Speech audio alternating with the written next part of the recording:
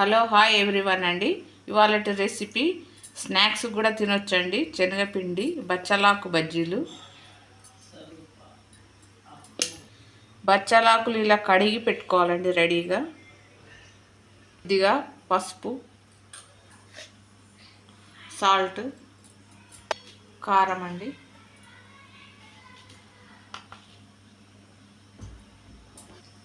కొద్దిగా సోడా, జీలకర్ర paste, water వేసి కలుపుకోవాలండి. ఒక 10 పెట్టుకోవాలండి పిండి.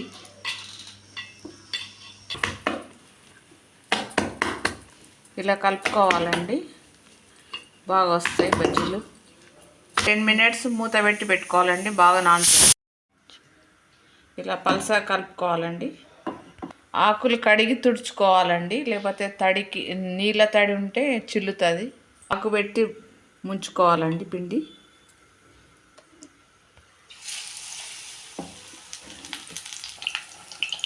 చాలా మంచిదండి బచ్చలాకు, చలువ ఉంటుందండి బచ్చలాకు తింటే.